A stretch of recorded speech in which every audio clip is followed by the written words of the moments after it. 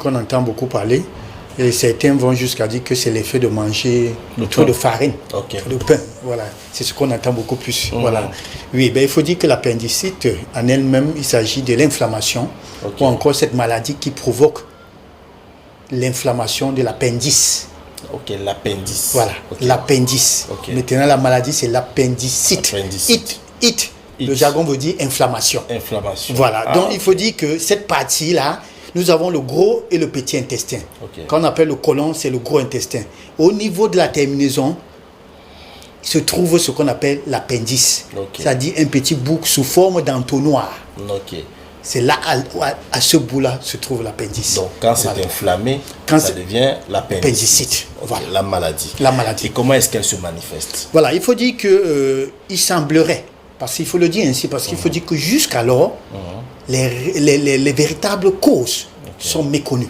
Ah bon? Oui. On ne peut pas confirmer, affirmer avec exactitude qu'il s'agit soit de la farine, soit c'est parce que vous mangez beaucoup d'os, comme on dit souvent. Tout ça, non, on ne pourrait pas. Mais il semblerait qu'on dit, la science dit, il semblerait que c'est une pièce, matière fécale, qui pourra, c'est-à-dire, aller boucher. Voilà. Cet orifice-là, s'il faut le dire ainsi. Encore, on dit encore la présence, c'est-à-dire une bactérie qui est en divagation va justement se coincer là-bas et ça provoque bien évidemment la maladie. Voilà. Bon, il faut dire en gros, il s'agit de la présence d'un corps étranger dans l'intestin. Voilà. Donc ce n'est pas un bout de pain. Ce n'est pas un bout de pain. Parce que justement, les gens, tout le monde dit, tu manges tout le pain, tu as l'appendicite. Un gars même allait me dire que quand on dit l'appendicite, c'est le pain, pendicite. Mon frère. Aujourd'hui, vous êtes venu m'apporter la bonne explication. Il ne s'agit pas du pain. Mais maintenant, comme on ne connaît pas véritablement, comme les scientifiques n'ont pas encore la véritable cause, est-ce que vous pouvez essayer de nous dire quand même c'est quoi la cause? Oui, voilà, comme je l'ai dit, je l'ai résumé là, en un seul mot, il faudrait dire la présence d'un corps étranger. Et quand on dit corps étranger, ça pourrait être bien évidemment ce microbe, une bactérie, un virus, ça pourrait être justement une pièce, comme j'ai dit, un petit bout de matière fécale là, qui se retrouve là. Et quand on dit matière fécale, c'est-à-dire, généralement, quand vous êtes constipé, c'est dur là. Quand on dit les caca, la chèvre, c'est-à-dire, ça n'arrive pas à sortir. C'est ça qui peut se retrouver là, ou encore appelé fécalome qui se retrouve là, et ça provoque l'inflammation. À quel moment on devrait s'en inquiéter? Voilà, il faut dire que c'est s'en inquiéter, et il faut dire déjà que l'appendicite en elle-même, c'est une maladie, c'est grave. Je vous dirais même voie mortelle. Parce que en moins de, pour ne pas dire 24 heures, ça pourra vous tuer. Il faut faire très attention. Donc c'est l'urgence, à tout prix. Surtout quand vous avez les symptômes dont on connaît, bien évidemment. C'est-à-dire une élévation de la température qui va jusqu'à 40, des frissons. Alors, parfois des constipations et une douleur au niveau du bas-ventre. C'est-à-dire au bas-ventre là, et particulièrement du côté droit. Il faut bien le préciser. C'est-à-dire là? Voilà. Là. Pour ne pas confondre avec les douleurs... pour ne pas dire des problèmes des ovaires chez la femme. Voilà, tout ça là. Non, il ne faut pas confondre. La précision, c'est là. C'est vrai qu'on peut avoir une appendice au niveau du foie ou encore au niveau de l'abdomen, caché là-bas. Mais 70% des cas se trouvent là à droite. Ou encore juste en bas du nombril. Il faut rapidement courir à l'hôpital. Et quand je dis courir, ce n'est pas aller rencontrer des charlatans. Je vous assure, vous rendrez l'âme là-bas. Et on va dire que c'était le mal de ventre. Oui, parce qu'une fois que ça se rompt, c'est fini. Oui, parce que ça enfle comme le pompé là, poup, et ça explose. Voilà. Donc il faut aller à l'hôpital, et qui dit hôpital, c'est aux urgences, parce que directement on vous prépare pour le bloc.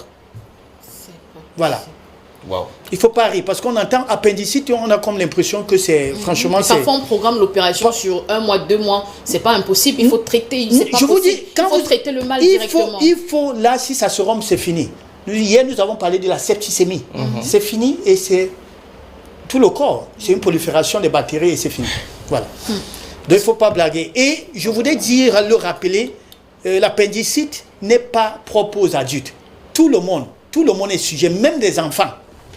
Je dis bien même des enfants. Donc faites très attention quand l'enfant pleure là, il a mal au bas-ventre là, il fait de la fièvre là, et vous dites non, il faut puger. Il faut qu'on puge l'enfant. Et je voudrais le rappeler, quand vous avez ces symptômes-là, évitez de donner même l'eau. En ce moment-là, ne donnez rien, même l'eau, rien. Vous donnez, si le concerné consomme quelque chose, c'est fini. C'est fatal. C'est très fatal. Voilà. Oh là là. Alors, donc, il y a des complications alors. Voilà, les complications, justement, c'est cette rupture-là. C'est cette rupture, justement, de l'appendicite. De l'inflammation, quand je dis, quand ça se rompt, alors, puisque déjà il y a infection, ça va faire du pus. Avec du pus, c'est des bactéries, et là, ça va proliférer au niveau de ce qu'on appelle la péritoine. La péritoine, c'est cette membrane qui couvre, qui est à l'intérieur, qui tapisse l'abdomen. Okay. Et une fois que c'est à l'intérieur, là, c'est fini, l'infection, elle est généralisée. Oh là là. Voilà. Oh là là. On peut prévenir quand même, s'il y a une bonne nouvelle. Oui, la prévention passe justement par ce qu'on appelle une hygiène de vie. Manger sain et équilibré. Ok. Bien évidemment, éviter tout ce qui est charcuterie, friture, beaucoup de blé, sucre.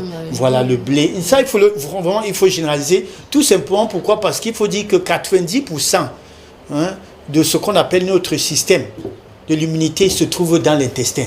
Pour ne pas dire dans le ventre. Certains parfois disent que c'est le ventre qui porte le corps. Je voudrais bien le confirmer. Ça, c'est important de le savoir. Certains disent que c'est la tête qui porte. C'est vrai. Mais je dis, l'immunité, notre immunité, c'est là dans le ventre.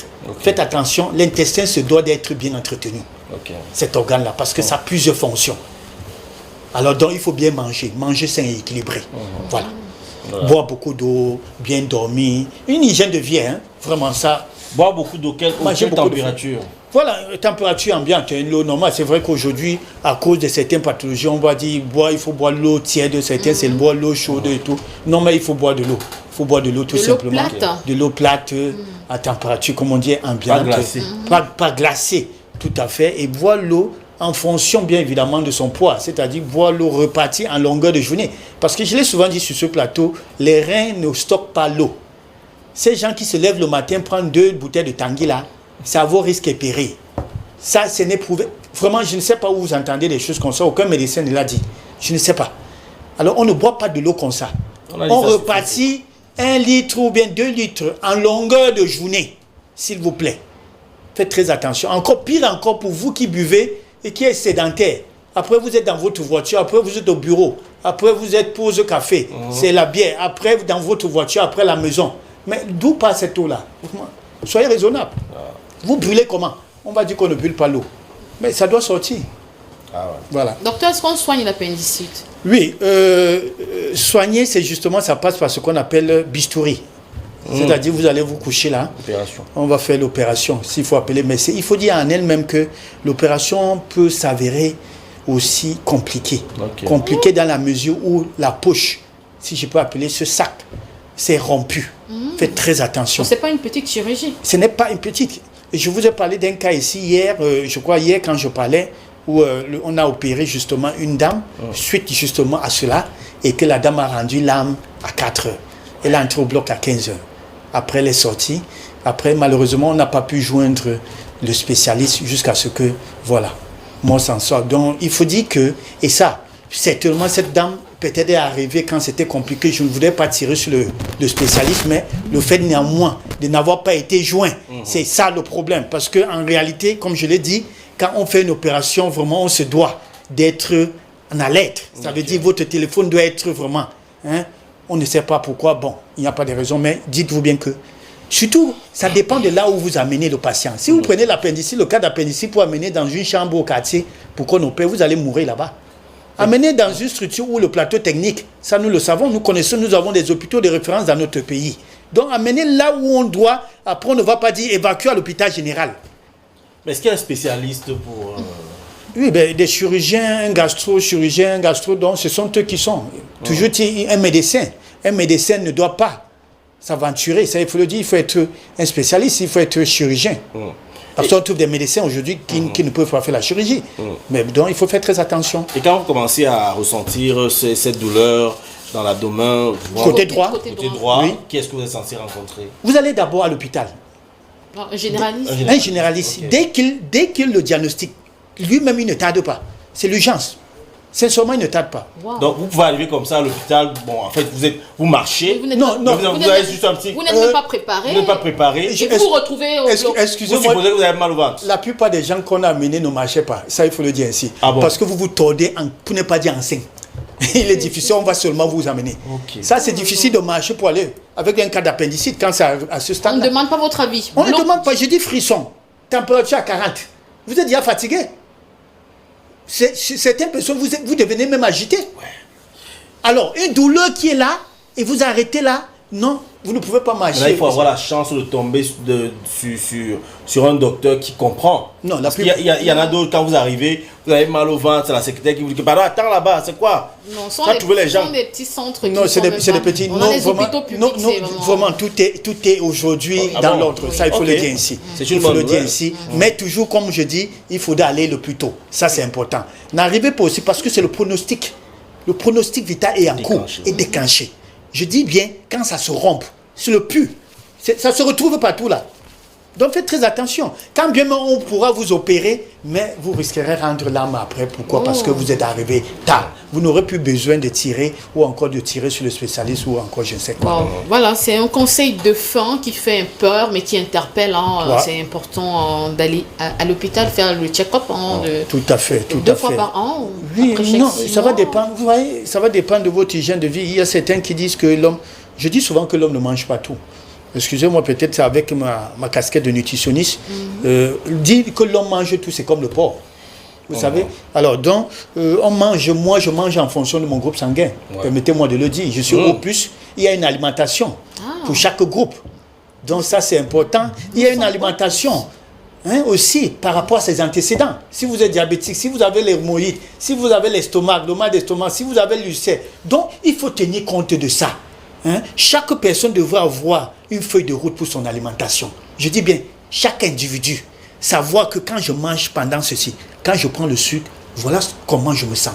Quand je prends le lait, voilà comment je me sens. Vous paraphrasez, vous écrivez quelque part. Ça, c'est très important. D'accord. Voilà Je suis pourquoi j'ai allergique dit la à dernière quelque fois, chose, je par suis exemple. moi si je prends l'ananas, vous n'allez pas me reconnaître, Charles Fils. Ma face va gonfler. Oui, du coup, les boutons, et ça, parce que je connais déjà. Du coup, quand vous me faites des jus de fruits, non, je dis, est-ce qu'il y a l'ananas? Je peux faire parfois même ne pas prendre. Parce que quelqu'un peut me dire qu'il n'y a pas, pourtant on a mis. Juste Oui, parce avec qu'on les veut smoothies m'éliminer. et tout ça. Juste parce qu'on veut ma peau. Donc, d'où il faut dire que... Et voilà. le philosophe l'a dit, homme connaît-toi toi-même. Ça, vous l'avez tout dit. Merci docteur, bonne journée à vous. À vous Portez-vous pareillement. bien. Merci pour tous ces précieux conseils à nous donner ce jour. C'est l'heure